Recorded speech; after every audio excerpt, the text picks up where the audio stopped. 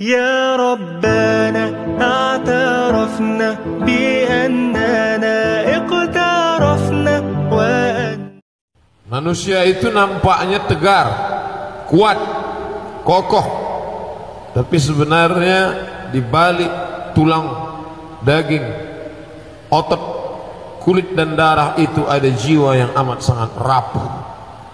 Dia selalu bersandar kepada makhluk. Oleh sebab itu kerapuhan itu sudah terlihat pada anak kecil. Bila dia merasa terpojok dan tersudut, dia akan memanggil ayah, dia akan memanggil ibu. Mulai agak besar dia akan berkata, ayah saya, datuk kami. Oleh sebab itu dalam ungkapan dikatakan, laisal fata man yaqulu kana abi, walakinnal fata man yaqulu ha ana dha. Laki-laki yang perkasa tidak berkata ayah saya, datuk saya, tapi dia akan berkata aku, inilah aku. Ibrahim alaihissalam tidak dapat berkata ayah karena ayahnya tidak sepaham dengan dia. Apa kata ayah Ibrahim? La illam tantahi, kalau kau tidak berhenti mendakwahi aku, mengajak aku, la arjumannaka, akan ku lempar engkau pakai batu sampai mati. Wahjurni maliya, tinggalkan aku. Ibrahim, pergi dari rumah, jangan lagi dekat dengan aku, karena kesabaranku akan habis dan aku akan lempar engkau pakai batu sampai mati. Ibrahim sudah putus hubungan dengan orang yang darahnya, dagingnya, hubungan nasab yang begitu dekat. Lalu kemudian bagaimana dengan orang kampungnya? Orang selalu membanggakan orang kampungnya. Saya berasal dari kampung ini. Ini orang-orang hebat. Ibrahim alaihissalam putus hubungan dengan orang kampung karena dia tidak sepaham dengan mereka. Orang kampung menyembah berhala. Ibrahim masuk ke dalam tempat kuil, dia hancurkan berhala-berhala yang kecil-kecil. Lalu dia ambil kampak yang meluluh lantakkan patung-patung itu, dia gantungkan di leher berhala yang paling besar. Mereka masuk ke dalam tempat ibadah, mereka lihat hancur berkeping, marah mereka mengamuk, mereka tahu ini pasti perbuatan Ibrahim. Tangkap dia. Ibrahim pun ditangkap. Ibrahim, ma fa'alta bi alihatina, apa yang sudah kau lakukan terhadap Tuhan-Tuhan kami? Kenapa kau hancurkan Ibrahim? Ibrahim yang bijak berkata, bal fa'alahum kabiruhum hadha, bal fa'alahu kabiruhum hadha, bukan aku yang melakukannya, tapi yang melakukannya adalah berhala yang besar ini. Kalau kamu tidak percaya, fas'aluh in kanu yantiqun, kalau tak percaya tanyalah dia. Ternyata Ibrahim sedang menggunakan logika akalnya. Orang yang tidak bisa diajak berdebat dengan otak, mereka akan gunakan otot. Mereka kalah berdebat dengan otak karena Ibrahim cerdas. Ibrahim ingin menyampaikan, kalau memang berhala yang tidak bergerak itu bisa memberi kalian makan dan minum, bisa mengatur kalian, bisa menolak mudarat, bisa mengambil manfaat, bisa memberikan rezeki, tentu dia tidak akan hancur binasa. Ini mereka hancur berkeping. Tanyalah mereka kalau mereka bisa bicara. Mereka yang diajak berdebat dengan otak itu kalah. Mulai mereka main otot. Harikuhu, bakar dia. Ini orang berbahaya, otaknya terlalu tajam untuk kita, bakar dia. Tapi Allah memberikan perlindungan pada Ibrahim. Qulna, kami katakan, ya nar, hai api, bardan, wahai api, kuni bardan, sejuk, wasalaman, selamat, ala Ibrahim, untuk Ibrahim. Ibrahim sudah putus hubungan dengan ayah, tak lagi bisa membanggakannya. Ibrahim juga sudah putus hubungan dengan orang kampung. Dia harus pergi meninggalkan kampung halamannya. Hijrahlah dia dari Babilonia menuju Baitul Maqdis, Palestina. Maka pindahlah dia dari Babilonia menuju Palestina. Tipikal perantau tidak mencari musuh. Orang kampung sesama penduduk kampung akan berkelahi karena masing-masing merasa bertapak kakinya dia pemilik kampung itu. Tapi perantau dia sadar diri, tahu diuntung. Kun fid dunya ka'annaka gharib. Kalau kau hidup di dunia ini, jangan rasakan ini kampungmu, tapi bertindak tanduklah seperti seorang perantau. Perantau tidak mencari lawan, perantau mencari kawan. Ibrahim tidak lagi bangga pada kampungnya karena dia sudah meninggalkan Babilonia, Irak. Hari ini dia berada di tempat perantauan. Ayah tak dapat dibanggakan, orang kampung tak dapat dibanggakan. Kampung halaman tumpah darah, tempat dibesarkan pun tak dapat dibanggakan. Benar-benar terasing hari ini. Siapa lagi kira-kira tempat bersandar? Istri. Tapi ternyata Sarah tak mempunyai anak. Pernikahan itu sudah berlanjut lama, sampai-sampai Ibrahim berdoa, Rabbi habli minas salihin. Doa yang selama ini kita panjatkan itu doa Ibrahim yang kita copy paste pagi, petang, siang dan malam. Rabbi habli minas salihin, berikan aku anak yang saleh. Ternyata tak juga kunjung tiba. Lalu kemudian Sarah mengikhlaskan agar Ibrahim berbagi hatinya kepada Hajar. Menikahlah dia dengan Hajar. Apa maknanya? Ibrahim jangan terlalu bertumpu kepada Sarah, dan Sarah pun jangan terlalu berharap kepada Ibrahim, karena hati itu berbagi sudah kepada Hajar, tapi berbagi karena Allah, bukan karena hawa nafsu, karena perintah Allah.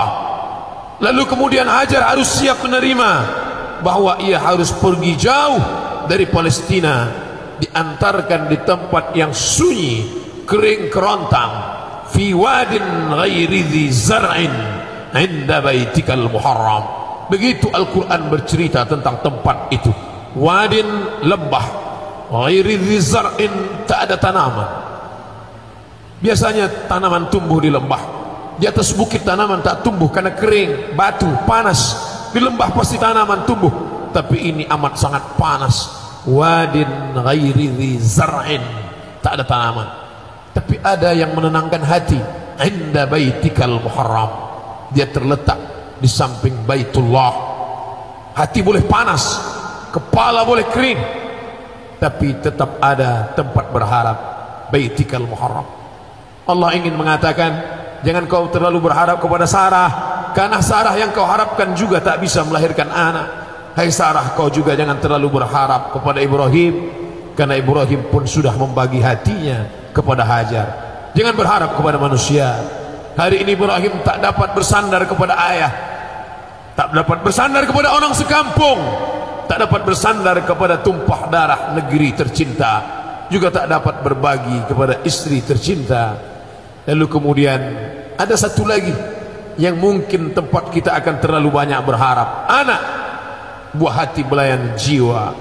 Orang akan berkata, bunuhlah aku, pancung kepalaku, tapi anakku jangan kau sakiti. Tapi ternyata anak itu pun juga diuji oleh Allah Subhanahu wa taala. Falamma balagha ma'ahu sa'ya, ketika sudah sampai usia dia dewasa, tampak usianya sudah cukup untuk bisa diajak saya berusaha. Apa kata anak? Ayah berkata kepada anak, ya bunai, hai anak. Dia tidak katakan ya Ismail, dia tidak katakan ya ibni, tapi dia pakai panggilan kelembutan, ya bunai, hai anak. Inni ara fil manam, aku lihat dalam mimpiku, anni azbahuka, aku menyembelih lehermu. Fanzur madza tara, apa pendapatmu nak? Aku lihat dalam mimpiku tadi malam, aku menyembelih lehermu. Inilah tempat bergantung terakhir buah hati belayan jiwa. 86 tahun ditunggu, 86 tahun umur Ibrahim, baru Ismail datang. Isma, kabulkan. Il Allah, Ismail, kabulkan ya Allah, kabulkan ya Allah, kabulkan ya Allah. 2 tahun, 2 perempuan sudah tempat berbagi duka, cita dan cinta. Akhirnya Allah kabulkan doa itu. Saat rambut sudah mulai wasta'ala ar-ra'su syaiba, rambut sudah menyala karena uban, tulang pun sudah rapuh. Di saat ujung usia baru punya anak, rupanya hati mulai condong kepada anak, dan Allah tak ingin hati itu berbagi kepada yang lain. Dulu hati itu pernah berbagi kepada ayah, tapi kemudian hati itu bulat. Dulu hati itu hampir berbagi kepada orang kampung, tapi Allah minta jangan bagi dia. Hati pernah ingin berbagi kepada istri, Allah tak ingin hati itu sumbing berbagi kepada makhluk. Di hari tua hati mulai berbagi kepada anak, melihat senyumnya yang lucu, tangisnya pun menghibur hati, pekikan teriakannya membuat hati condong kepada dunia. Allah katakan, sembelih anakmu. Dan anak pun berkata, ya abati, wahai ayah, if'al ma tu'mar, lakukan apa yang diperintahkan Allah. Satajiduni insyaallah minas sabirin, insyaallah kau dapati aku termasuk orang yang sabar. Pisau sudah terasa sejuk di tenggorokan Ismail, sikit lagi darah akan tumpah menetes, tapi di situ pula Allah kuasa. Fafadainahu bi dhibhin azim. Injury time, last minute, kebahagiaan memang selalu terasa di akhir cerita, happy ending. Fafadainahu bi dhibhin azim, kami tebus anak itu dengan sembelihan yang besar. Begitu cerita di balik fasalli li rabbika wanhar, laksanakan perintah Allah, salatlah, beribadahlah kepada Allah, tapi jangan lupa wanhar, berkurbanlah. Hanya orang-orang yang tak bersandar kepada makhluklah yang bisa berkurban untuk Allah.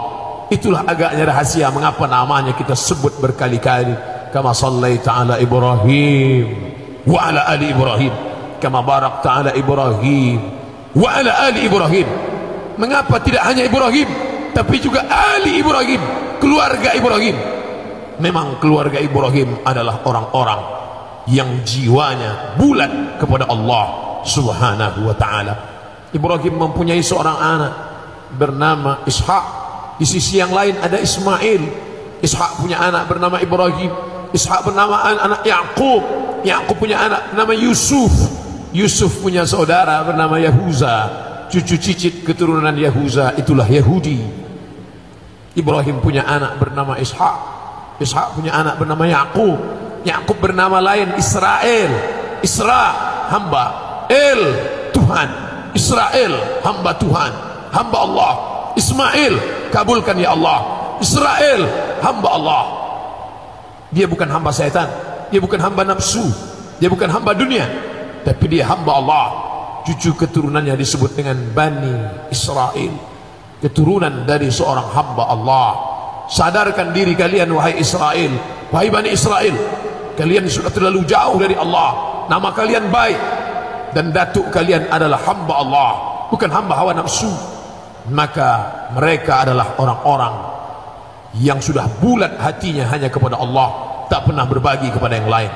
Kalau hati berbagi kepada harta, kita akan susah berkorban. Kalau hati masih bersandar kepada manusia, kita susah untuk bersandar kepada Allah. Allah tak ingin diduakan. Ketika haji, jamaah berkata labbaik Allahumma labbaik, labbaik la syarika lak labbaik. Tak ada sekutu bagi engkau, tak ada yang dua bagi engkau. Aku tak menduakan engkau dengan ayahku, aku tak menduakan engkau dengan ibuku, aku tak menduakan engkau dengan istriku, aku tak menduakan engkau dengan orang kampungku, aku tak menduakan engkau dengan anakku, aku tak menduakan engkau dengan hartaku. Semua aku serahkan pada engkau ya Allah. Saat itu orang berkata, aku hanya berserah kepada engkau ya Allah. Saat itulah Allah memuji dia. Maka Ibrahimu Yahudian, Ibrahim bukan Yahudi, wala Nasranian, Ibrahim bukan Nasrani. Lalu dia siapa? Walakin kana hanifan, dia seorang yang hanif, hanya condong kepada Allah. Musliman, dia berserah diri kepada Allah. Ucapan itu juga yang kita copy, kita pas di awal solat kita. Kita katakan wajjahtu wajhiya lilladzi fatara as-samawati wal arda hanifan, aku hanya condong kepada Allah. Musliman, aku berserah diri kepada Allah. Wa ma ana minal musyrikin, aku tak pernah berbagi hati kepada yang lain, aku hanya berserah kepada Allah. Ingat, ucapan kita bukan ucapan makhluk, ucapan kita bukan ucapan hamba, ucapan kita ucapan yang diajarkan Khalik tentang makhluk yang terpilih Ibrahim alaihissalam.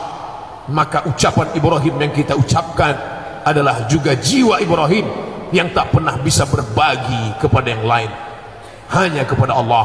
Saat itulah baru kita dapat berkata la haula wala quwwata illa billah.